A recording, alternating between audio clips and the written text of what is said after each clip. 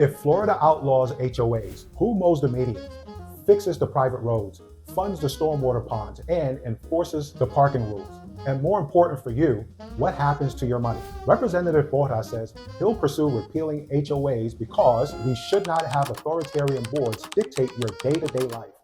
His posts have lit up statewide news and social feeds, so let's walk through the impact. Here's the uncomfortable truth. HOAs aren't just sign police. They mow miles of Bermuda grass, maintain private streets, pay light poles, and staff gate guards. Those are real dollars funding real jobs. And if HOAs vanish, all of that work does not. In Florida, community associations collect and spend tens of billions annually on services that would otherwise land on city and county ledgers. Abolition will force one of three outcomes. Local governments will absorb the work and the cost through higher taxes or cuts elsewhere. Communities convert to public special districts like CDDs, Community Development Districts, or county-run municipal service benefit units or municipal service tax units, also known as MSBU and MSTU assessment units. That's still a fee, just on your tax bill instead of an HOA statement. Amenities get sold off or shut down. Say goodbye to the pool, clubhouse, or the off-duty deputy patrol. Now, here's an appraiser take. Amenities and upkeep are part of neighborhood quality, a core component of value.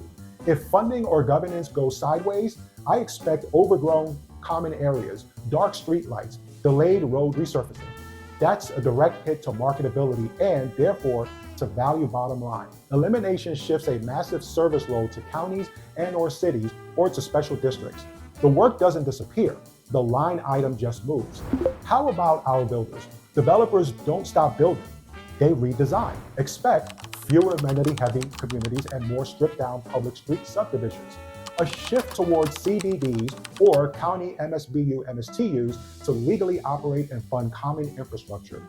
Higher transaction friction with lenders until new templates are standardized. Any uncertainty in title, maintenance, or obligations, or insurance for common elements can stall loans or push sales to cash buyers. Short-term policy shock tends to suppress absorption in amenity communities until a clear replacement governance is in place. Builders will price in the legal financing friction. Over the medium term, I'd expect a barbell market, bare bones non-HOA houses on one end, and CDD-governed master plans on the other. How will this impact migration? Florida is still a magnet, but domestic in-migration has cooled from peak pandemic levels. Would eliminating HOAs boost migration? It depends on who you ask.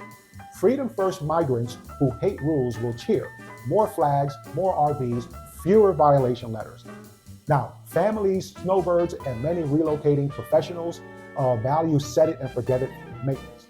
Immigration is a demand engine. Uncertainty is a demand killer. So now this is the question you came for. What happens to your equity? The market evidence across multiple studies and state fact sheets generally show a premium for homes in HOA communities, primarily due to rule enforcement, amenities, and common area maintenance. Not every community enjoys a premium, but on average, HOA membership tends to capitalize into price. What if HOAs were gone by tomorrow? Expect discounting in former HOA communities until a replacement governance or financing framework is finally in place. Communities that successfully convert to CDDs or county assessment districts keep amenities open and maintain architectural standards should see most of the premium stabilize. Communities that lose amenities, fail to fund lakes, roads, lighting, will trade at a discount for non-HOA homes. Near-term demand bump is likely as some buyers reject uncertainty in former HOA areas. Rural and non-HOA properties have already been in favor with parts of the market. That tailwind could strengthen.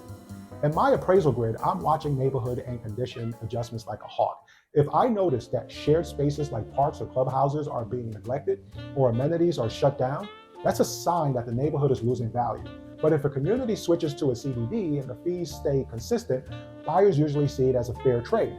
I'm sympathetic to property rights and skeptical of heavy-handed HOA micromanagement. But abolishing HOAs without a precise finance-approved and locally funded replacement is a fast way to introduce uncertainty, and uncertainty is poison to value.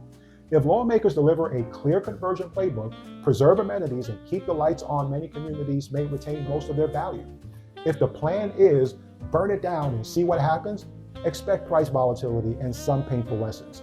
If you found this helpful, subscribe, hit the like button, and in the comments, tell me if you think your community would vote to eliminate HOAs. See you in the next video.